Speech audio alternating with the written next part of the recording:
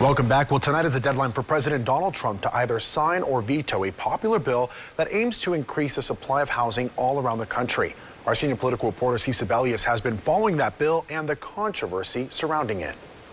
President Donald Trump has called the housing bill minor and a yawner. That despite the fact it passed both the House and the Senate with an overwhelming bipartisan majority last month. As of Friday, it's looking like the bill will become law, but without the president's distinctive Sharpie signature.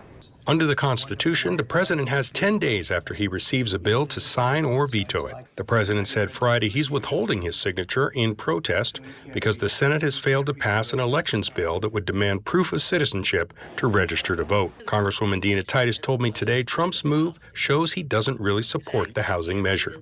What that means is, yes, the policy is accomplished, but he's not going to put his weight behind being sure that it's administered or that it works the way it was intended, or this becomes a big issue on the agenda for future investment. So you don't have his commitment to it. And I think it says a lot about him. Remember, he said it was a big yawn. The president's stand comes despite the fact that lawmakers included a policy sought by Trump himself, a limitation on the number of single-family homes that can be purchased by corporations. Officials here in Las Vegas have said corporate home buying can price regular people out of the market. But efforts to limit it in Carson City have been unsuccessful after Governor Joe Lombardo vetoed a bill to limit the practice. In addition to passing the House 358-32 and the Senate 85-5, the bill also had big industry support. The National Association of Realtors said in a statement last week that, quote, updating this policy would unlock more housing inventory, create opportunities for first-time buyers, improve affordability,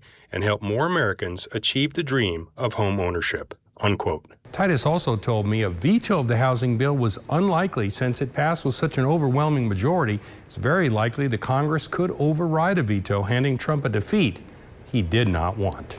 Reporting in studio, I'm Steve Sebelius.